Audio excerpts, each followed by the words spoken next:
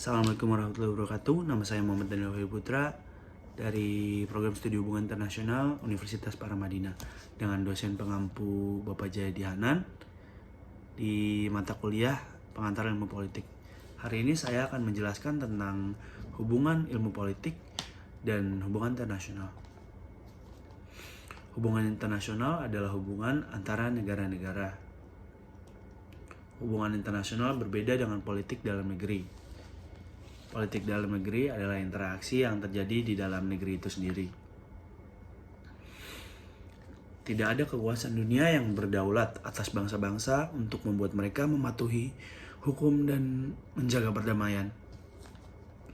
Dibandingkan dengan politik dalam negeri, hubungan internasional lebih liar dan kompleks. Kedaulatan berarti menjadi bos di wilayah Anda sendiri dan merupakan kekuatan dominan dalam suatu negara.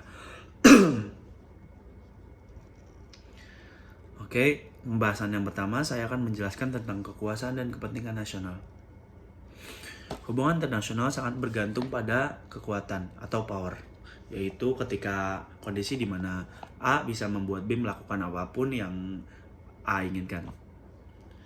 Hans Morgenthau berpendapat bahwa kekuasaan adalah elemen dasar politik internasional yang diabaikan oleh kaum idealis atas risikonya sendiri. Tanpa kekuatan yang cukup, suatu negara tidak dapat bertahan, apalagi menang, di dunia yang penuh gejolak. Kekuasaan belum tentu jahat atau agresif. Itu mungkin hanya membujuk agresor untuk tinggalkan aku sendiri. Kekuasaan tidak sama dengan kekuatan. Kekuatan adalah aplikasi khusus dari kekuatan militer. Kekuasaan adalah kemampuan umum suatu negara untuk mendapatkan jalannya dan mencakup faktor militer, ekonomi, politik, budaya, dan psikologis. Jenis kekuatan terbaik adalah persuasi rasional. Kekuatan sulit untuk dihitung. Seluruh departemen CIA menghabiskan jutaan dolar untuk mencari tahu seberapa besar kekuatan yang dimiliki berbagai negara. Beberapa elemen kekuasaan seperti geografi suatu negara, sumber daya alam, populasi, dan ekonomi berwujud atau dapat diperhitungkan. Namun, beberapa faktor terpenting seperti kemampuan militer suatu negara, kualitas sistem politiknya, dan determinasinya hanya dapat diperkirakan sampai ia terlibat dalam perang. Perang kemudian menunjukkan dengan harga yang sangat mahal pihak mana yang memiliki kekuatan besar. Dalam situasi ini, negara umumnya mengejar kepentingan nasional mereka. Kepentingan nasional adalah apa yang baik untuk bangsa secara keseluruhan dalam urusan dunia. Dan ini membuat sebagian hubungan internasional dapat dipahami. Jika Anda mengetahui kepentingan nasional suatu negara dari sejarah, geografi, ekonomi, dan politik saat ini, Anda dapat memahami banyak hal. Yang kedua adalah perdamaian. Demi menjaga perdamaian, ada beberapa cara yang dilakukan, yaitu yang pertama adalah pemerintah dunia. Penyebab sesungguhnya menurut banyak orang adalah kedaulatan itu sendiri. Negara-negara harus menyerahkan sebagian dari kedaulatan mereka, kemampuan untuk berperang, kepada entitas internasional yang akan mencegah perang seperti halnya masing-masing negara menjaga perdamaian di dalam perbatasannya, yaitu diciptakannya PBB. Yang kedua ada keamanan kolektif. Yang ketiga ada fungsionalisme.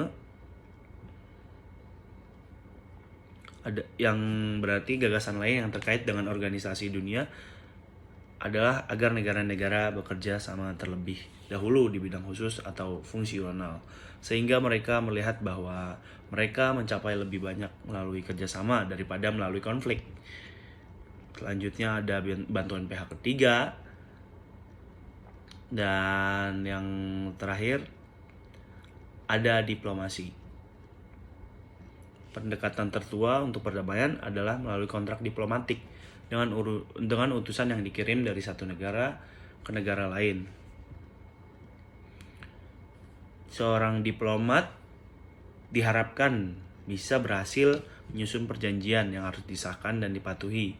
Jika satu negara merasa sebuah perjanjian yang merugikan, tidak ada yang dapat menghentikannya untuk memilih keluar. Yang ketiga ada politik internasional, yaitu yang berarti adalah mengenai sejarah ekspansi kapitalis global dan perjuangan antara kelas dan negara yang telah dilahirkannya.